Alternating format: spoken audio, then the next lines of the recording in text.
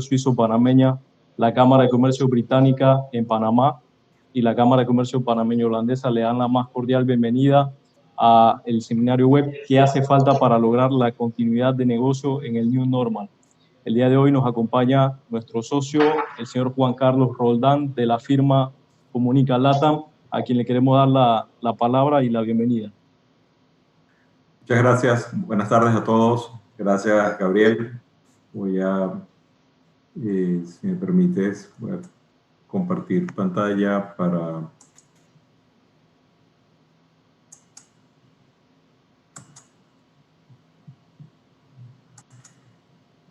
Solo para confirmar que están viendo la pantalla, ¿verdad? ¿Correcto, Gabriel? Correcto. Bien.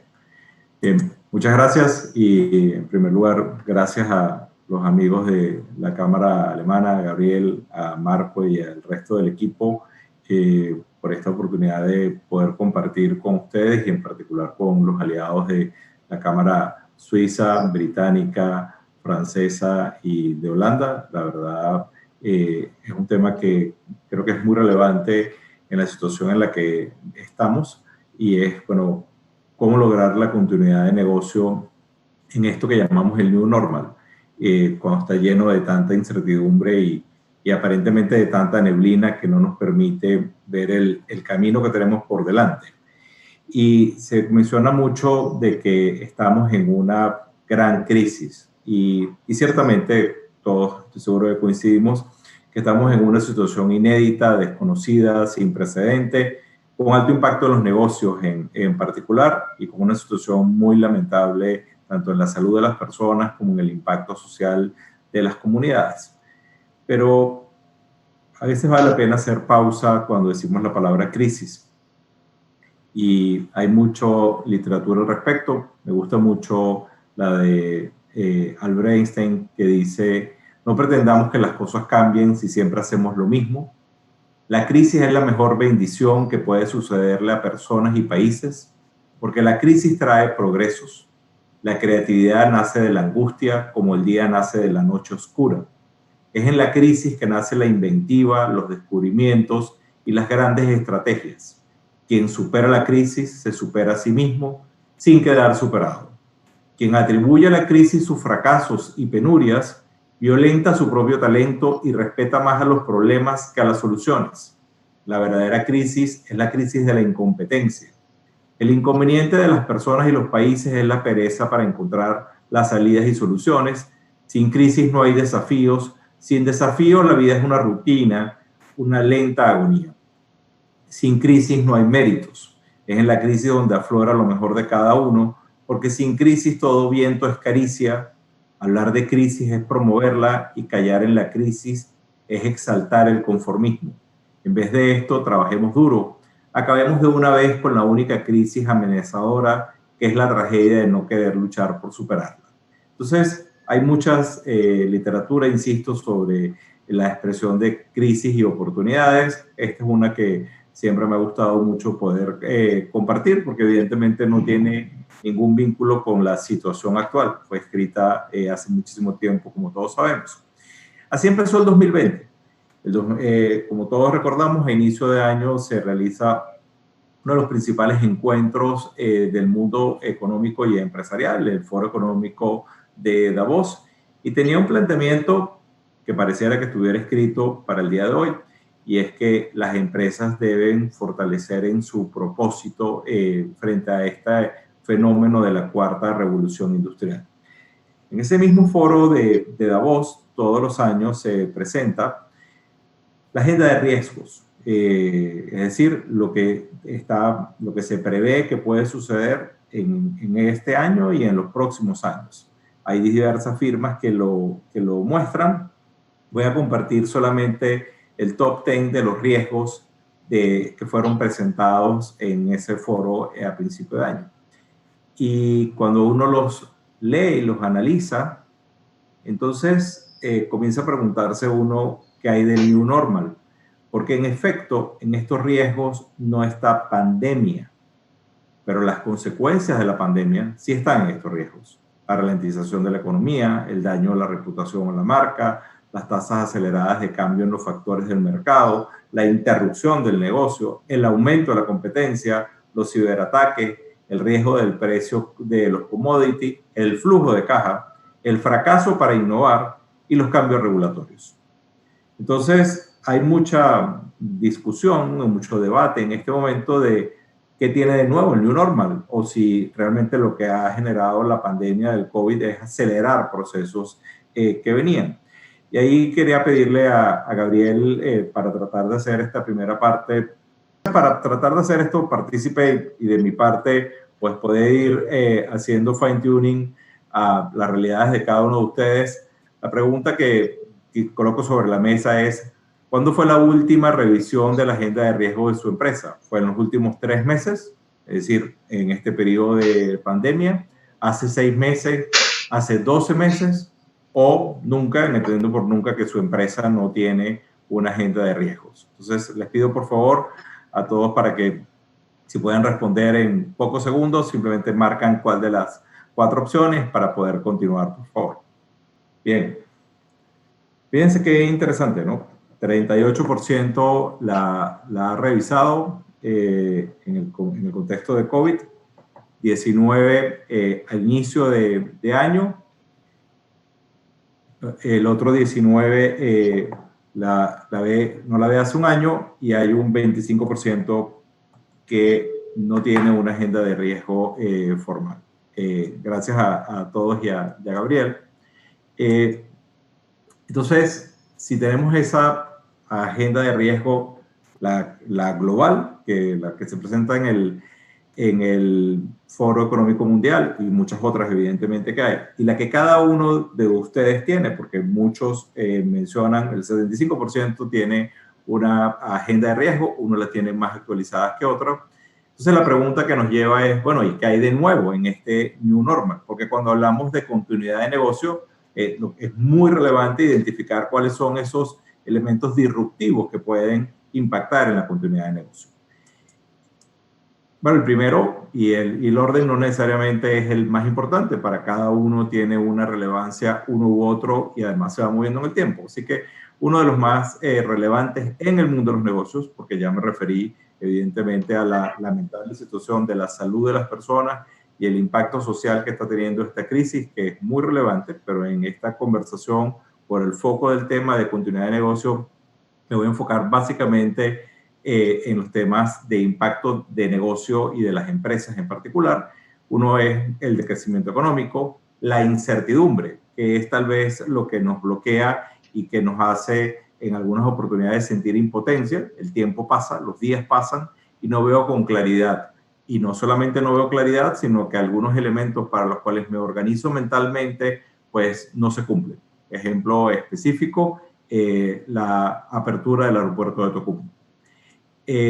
Crisis de confianza. Ese es tal vez uno de los elementos más relevantes y es propio de cualquier situación de crisis, donde en muy poco tiempo comenzamos a tener grandes sentimientos y percepciones de desconfianza con los distintos actores. En algunos casos, inclusive con aquellos que son muy cercanos o con los que tenemos una relación directa. El otro muy importante es el cambio de las prioridades en todos los actores sociales. A todos nos cambió la pirámide de Maslow en muy poco tiempo. Los nuevos patrones de consumo, la venta online versus la venta física, o la importancia de comida más saludable, o la menor movilidad por distintas razones. Y no nos refiramos solamente a Panamá. Muchos de los que hoy nos acompañan, como parte de su rol y responsabilidad, tienen ámbitos geográficos mucho más allá del país de Panamá como tal, e inclusive fuera de la región de Latinoamérica. Uno súper importante es el aceleramiento de la digitalización.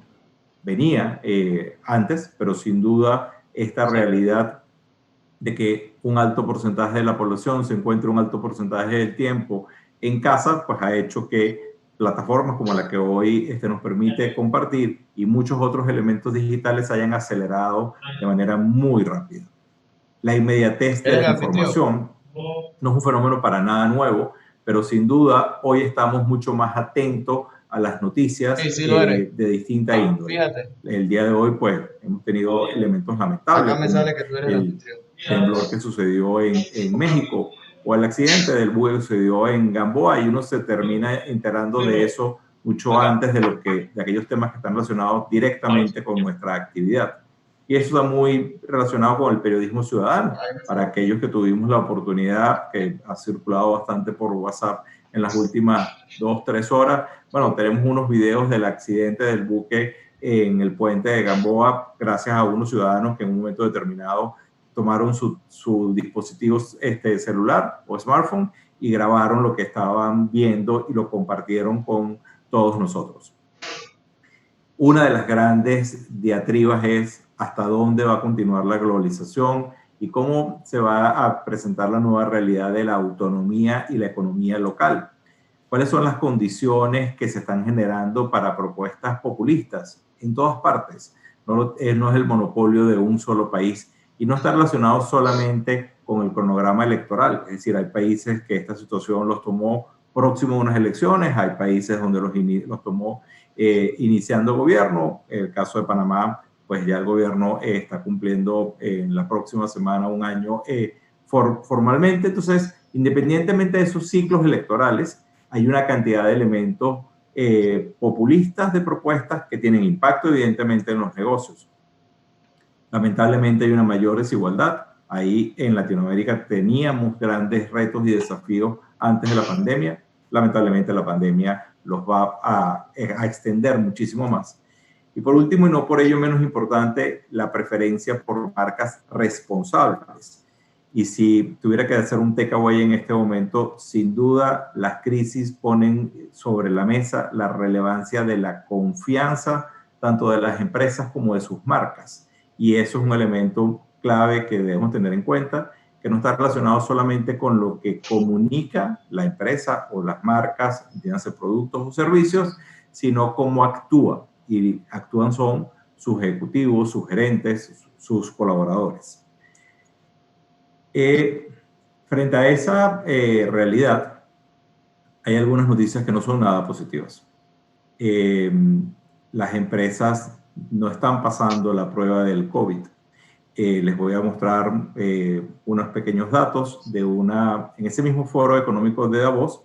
Se presenta todos los años una encuesta que se hace a nivel global, que lo realiza una firma de relaciones públicas que se llama Edelman, que es una firma global, y esta firma hizo una actualización del estudio cuando sucedió la pandemia. Es decir, ellos presentan todos los años en el mes de enero un estudio global anual, pero decidieron por el impacto de la pandemia hacer una actualización de la data. El 38% de los encuestados consideran que las empresas están haciendo un buen trabajo anteponiendo el bienestar de las personas a las ganancias. Solo el 38%. Solo el 39% está protegiendo debidamente el bienestar económico de sus empleados.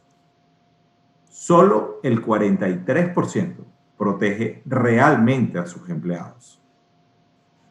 Solo el 38% ayuda a los pequeños proveedores con los que trabajan para poder seguir. Ricardo, ¿y la gente ya no entra más? Y el peor, en mi opinión, el 29%. Solamente el 29% de los CEOs ante la pandemia ha tenido un rendimiento excelente. ¿Por qué esto es relevante? Bueno, porque cuando hablamos de continuidad de negocio en el contexto de una crisis de pandemia, estos elementos que están aquí reflejados son estrictamente,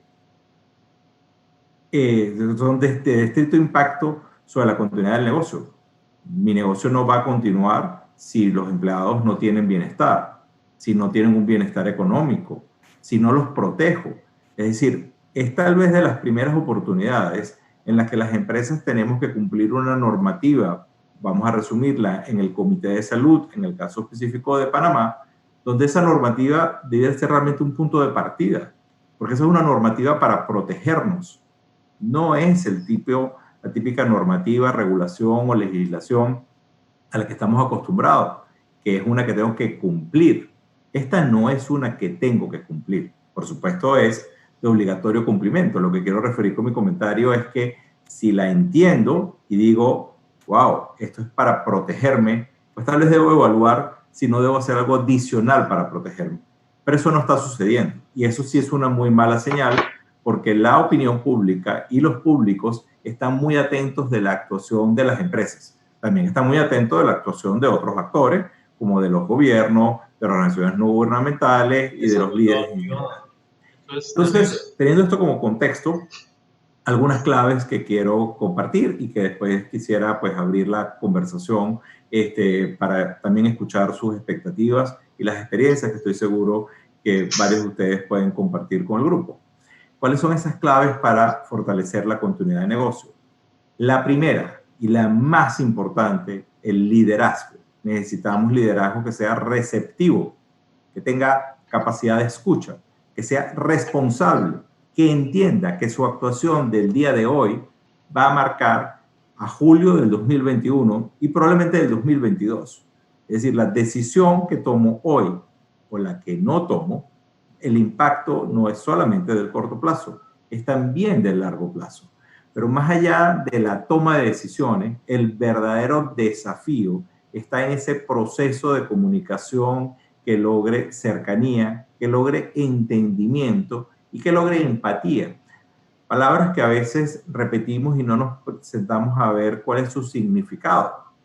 Por eso colocamos esa gráfica que está allí, que permite tratar de conectar y de generar armonía entre lo que pienso y lo que siento, pero no lo que pienso y lo que siento yo como líder, sino lo que piensa y siente cada una de las audiencias con las que me vinculo y en particular el talento interno. Creo que todos estamos claros y coincidimos en que uno de los principales activos que tiene la organización es su talento. Entonces, en momentos de incertidumbre, en momentos de inseguridad, en momentos de miedo, es el verdadero momento donde los líderes tienen que hacer presencia en las organizaciones y marcar una línea clara. Una segunda clave está vinculada con humanizar la marca. Un término bonito, pero no tan fácil de realizar. Aquí muestro solo una foto de algo que me llamó la atención. No tengo vinculación profesional con este caso. No me hubiera parecido correcto traer un caso con el que tenga vinculación profesional. Simplemente lo vi como consumidor y me pareció extraordinario.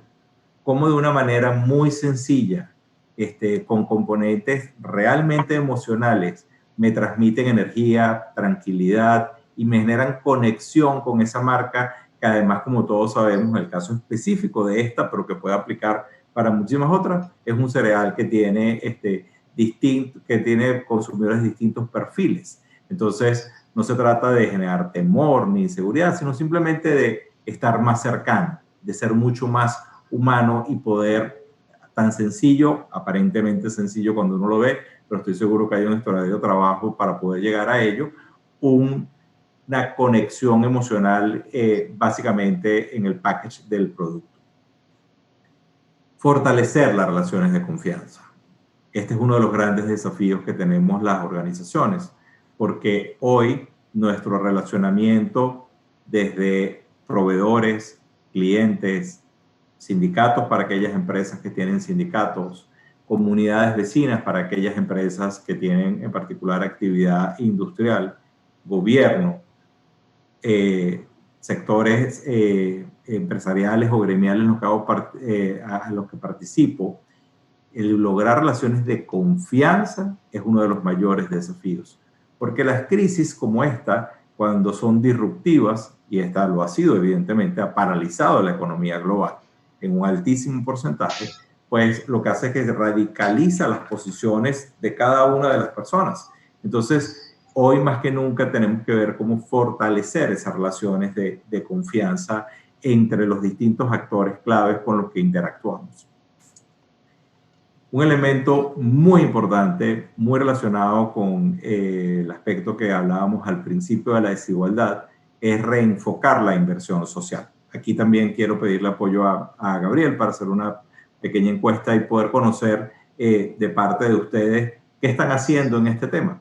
Así que si me ayudas con la encuesta, Gabriel, por favor. Y básicamente lo que queremos preguntar es si su empresa ha realizado modificaciones en su inversión social en el marco del COVID. Es decir, si en los últimos 3, 4 meses ha hecho alguna modificación en sus programas de inversión social.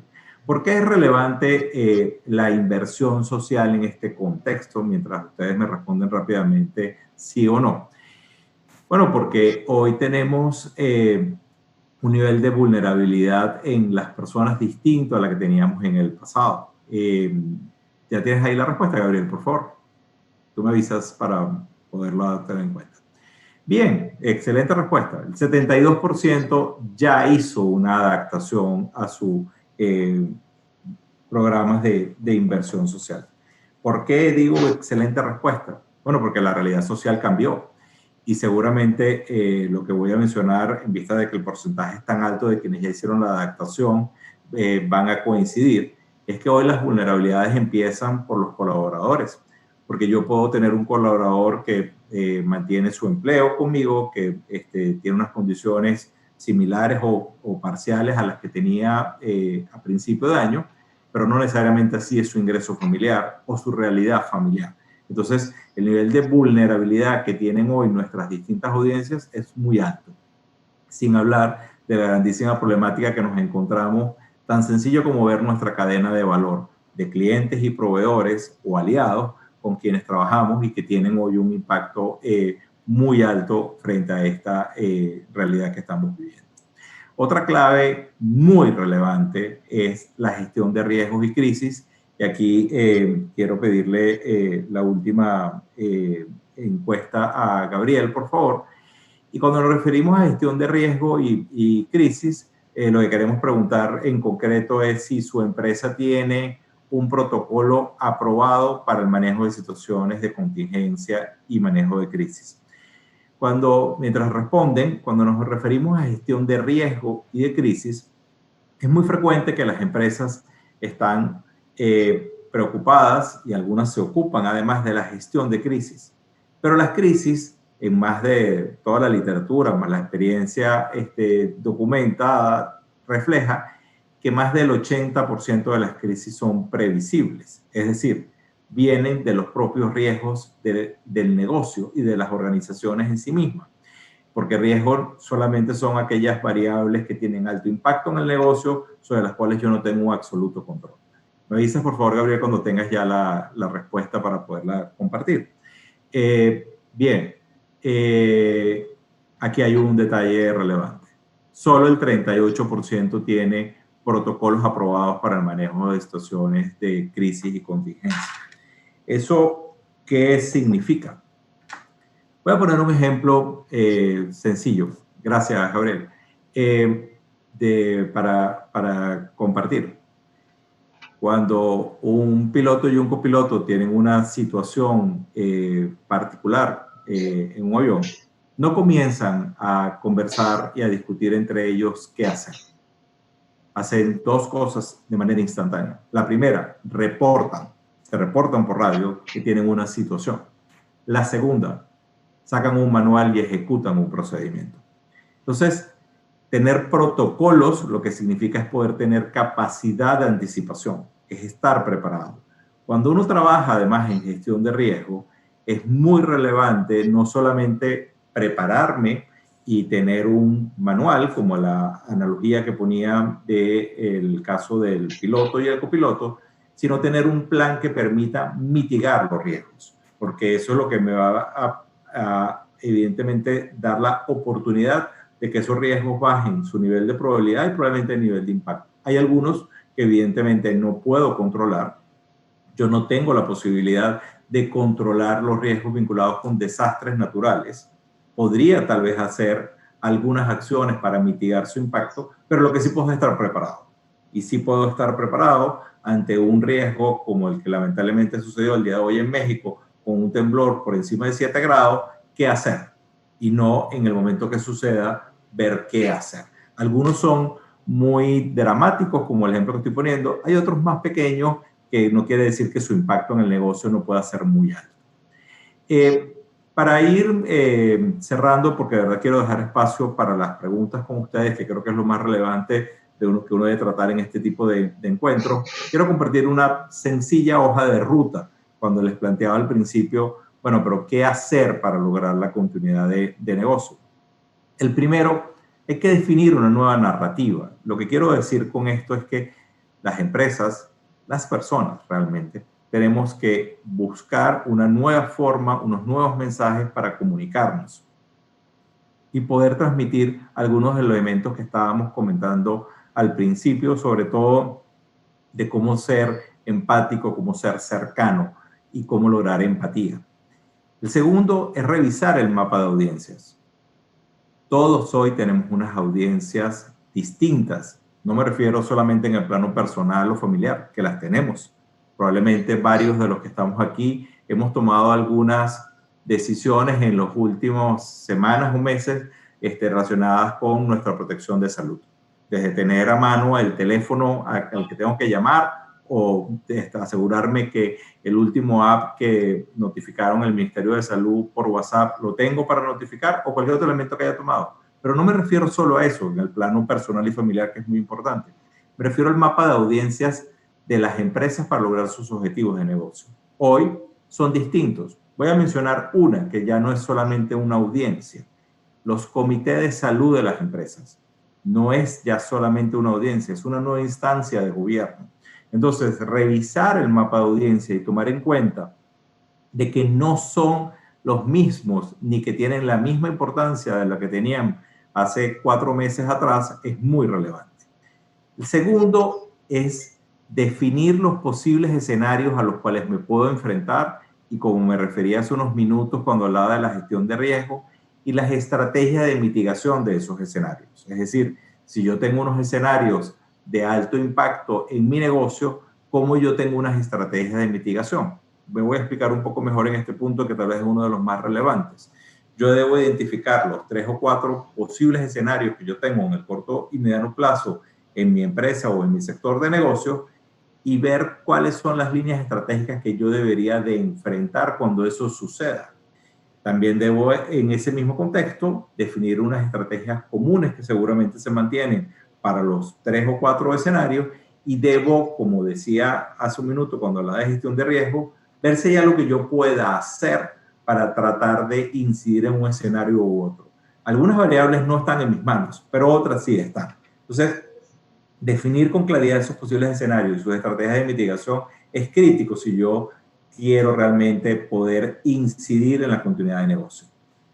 Tener equipos de rápida respuesta entrenados y capacitados.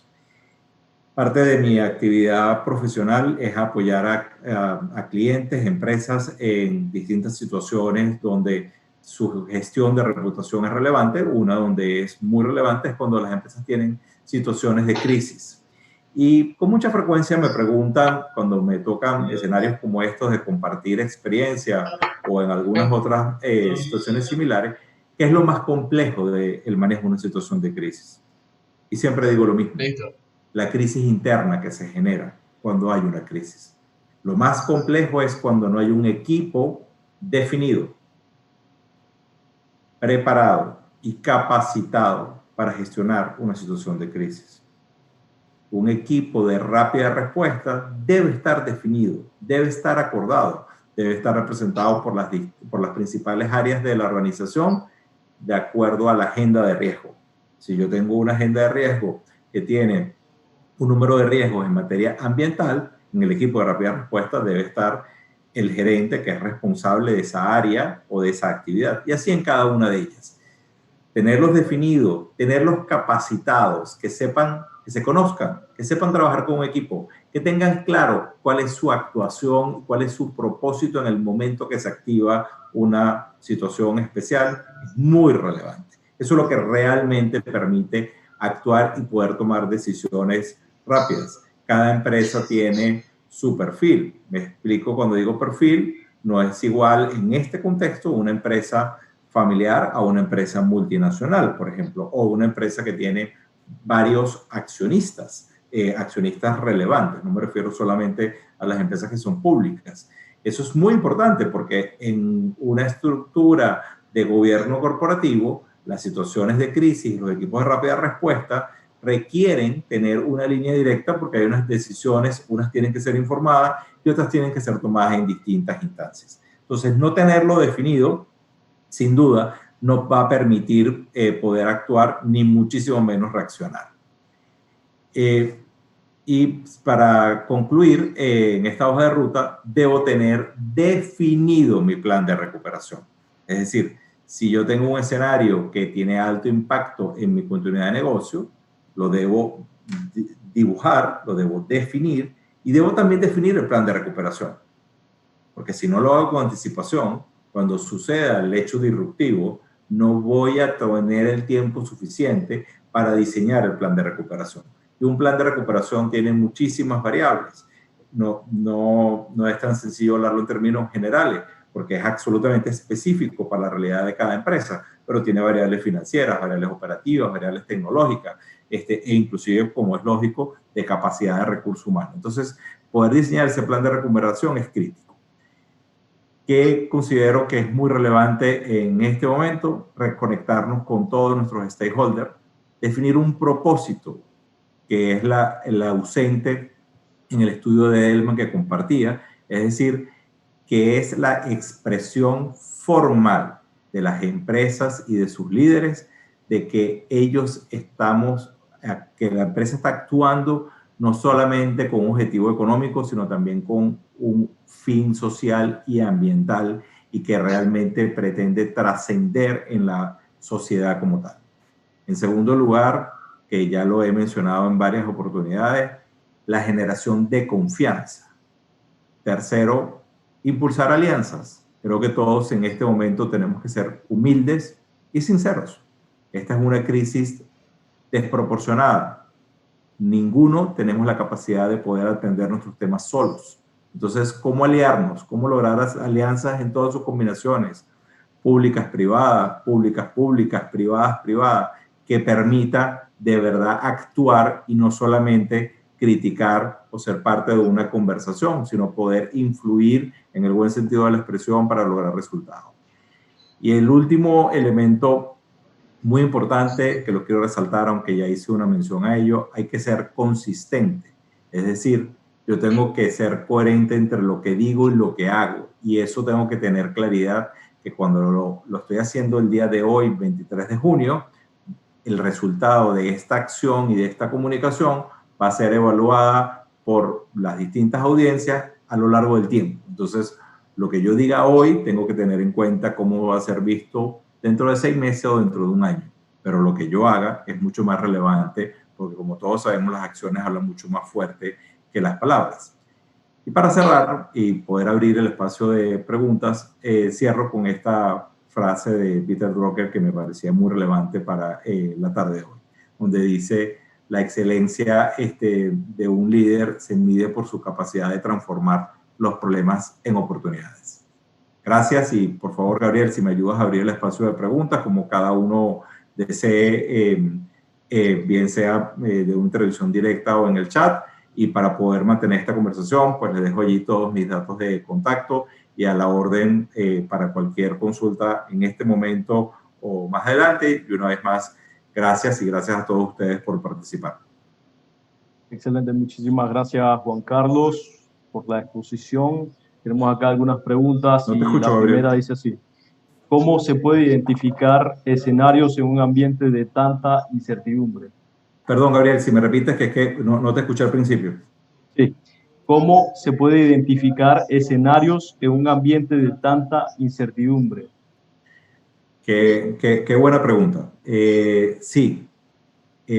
A veces sentimos que cuando tenemos incertidumbre, perdón, voy a dejar de compartir pantalla y así va a ser un poco más sencillo podernos ver o tratar de vernos, que es más sencillo. A veces pensamos que cuando tenemos incertidumbre, pues no podemos planificar. Y es lo contrario. La incertidumbre es una variable que la puedo perfectamente listar. Es decir, voy a tomar el mismo ejemplo que mencioné al principio cuando estaba hablando de incertidumbre. La apertura del aeropuerto de Tocumen. Sí, yo no sé cuándo es, pero yo puedo perfectamente definir mis escenarios. Bueno, hay una fecha establecida hasta la cual el aeropuerto va a estar cerrado. Y dependiendo de mi realidad de negocio, yo puedo decir, bueno, muy bien, para mí hay dos escenarios distintos. Uno si abre en julio, otro se abre en septiembre y otro se hará en el 2021. Y frente a ello puedo definir mis 3 escenarios y puedo trabajar. Entonces, yo no, o sea, la incertidumbre es solo una variable que yo debo tener en cuenta. Pero a mí no me puede frenar o detener no tener la claridad de la fecha de la apertura del documento. Eso es una variable con la cual yo trabajo. Entonces, y a partir de allí alineo todo mi equipo para que trabaje los planes. Porque además en algunos casos, pues los escenarios se mueven, como todos sabemos, ¿no? Entonces, una vez que los tengo definidos, el momento que aparece la definición, activo mi equipo y digo, muy bien, ya podemos reaccionar una vez que tengo la información de esa variable de incertidumbre. Excelente. Muchas gracias. Tenemos acá otra pregunta que dice así: ¿cuál cree que puede ser el impacto en la reputación de las empresas esta situación de COVID? Creo que muy alto. Creo que todos estamos siendo vistos y todos estamos evaluando a los demás en sus actuaciones. Y eso quiero resaltar dos elementos. Uno, la capacidad de escucha, es decir, el poder ser receptivo, el poder ser solidario ante situaciones complejas. La segunda, ser bien responsable. Entonces, sí creo que el impacto está siendo ya muy alto, donde hoy vemos con mucha frecuencia cómo alguien reacciona porque una empresa tomó una decisión u otra y dice, ese es un producto que voy a consumir o ese es otro producto que no voy a consumir. Pero va un poco más allá. Cuando hablaba de las claves, hablaba, por ejemplo, de humanizar la marca. Entonces voy a poner un ejemplo que seguro varios de los que estamos aquí hemos experimentado. Todos sabemos que los restaurantes, por ejemplo, es uno de los negocios que ha tenido alto impacto. Algunos han tomado la decisión de hacer delivery de sus insumos para que yo pueda procesar el plato en mi casa. Ejemplo, una pizza. Entonces está bien, ese ha dado un servicio que venden. Pero hay otros que han humanizado ese proceso y han compartido eso en una experiencia maravillosa, donde te acompaño, donde te sigo en redes sociales. Entonces el vínculo emocional que genero es mucho más grande que el primero. En el primero simplemente tuve unos ingredientes y tuve una experiencia buena, unos ingredientes de calidad. En el segundo tengo una relación mucho más cercana aun cuando no estoy con él. Entonces no es igual que cuando iba al restaurante, pero puedo tener una relación mucho más cercana. Y después, evidentemente, en las crisis es donde, como se dice coloquialmente, salen lo mejor y lo peor de las personas. Y las empresas solamente son suma de personas. Entonces sí creo, y perdón que me extendí en la respuesta, sí creo que las actuaciones van a tener muchísimo impacto en la reputación de las organizaciones. Muchísimas gracias. Tenemos por acá otra pregunta que dice así: ¿cuáles capacidades ahora son las más importantes para reducir los riesgos por un máximo como ante el escenario del COVID-19? Perdón, si me vuelves que no te escuché al inicio bien, con un batch. Sí. ¿Qué capacidades son ahora las más importantes que se puedan considerar para reducir los riesgos en un máximo frente al escenario del COVID-19? El liderazgo. Tener liderazgo realmente receptivo, escuchar. Seguramente algunos de ustedes han tenido la experiencia que cuando algo pasa en distintos planos, con mucha frecuencia siempre surge alguien que dice, habíamos dicho que esto podía pasar, pero pocas veces está preparado. Entonces, ¿qué capacidades? Liderazgo, capacidad de escucha y capacidad de anticipación. Es decir, uno no hace una agenda de riesgo para elevar el nivel de estrés, todo lo contrario. Yo hago una agenda de riesgo para anticiparme, para prepararme. Y la pregunta me permite llevar a otro tema, y es que cuando yo tengo mi agenda de riesgos, generalmente uno los pondera por nivel de probabilidad y nivel de impacto, y ahí sale una pequeña matriz de cuáles son los riesgos de mayor probabilidad y mayor impacto, y con eso yo puedo dibujar mis escenarios. Entonces, da mucha tranquilidad estar preparado para escenarios de alto impacto y de alta probabilidad. Entonces, al final de lo que se trata es, de hecho, de tener un liderazgo receptivo, de planificar, de tener capacidad de anticipación. Excelente, muchas gracias. Tenemos acá otra pregunta que nos llega de forma anónima. Cuando hablamos de hoja de ruta, ¿cómo podemos encontrar un balance de inversión social versus la rentabilidad que al momento es crítico? Sí, evidentemente ese es uno de los grandes desafíos que hay, ¿no? Pero la inversión social es como cuando uno está en una fábrica o como, vamos a lo más sencillo, es como cuando uno tiene su vehículo y dice, bueno, como estoy corto de presupuesto, yo no voy a hacer el mantenimiento que me dicen que tengo que hacer. Y yo no le voy a cambiar el aceite al vehículo. Y lo que va a suceder más adelante es que el motor se va a dañar y el costo va a ser más alto. Entonces, la inversión social no es solo una responsabilidad desde mi punto de vista, sino debe ser parte de la estrategia de negocio si yo quiero tener continuidad operativa y largo plazo. O sea, no puede haber una situación de crisis en la que yo esté bien y otro no lo esté. Sin duda, no dejo de ser ajeno al impacto que tiene económico en este momento en los negocios, bajo el punto de vista de la rentabilidad. Y por eso, justo al cierre, hablaba de la relevancia de las alianzas, porque inversión social no es solamente dinero. Inversión social es como yo en mi actuación puedo apoyar a alguien con algo que yo puedo proveer que él no lo puede tener con fácil acceso. Y ahí las alianzas son muy relevantes, porque yo puedo hacer alianzas con mis proveedores para tener un programa de voluntariado que no tiene alta inversión.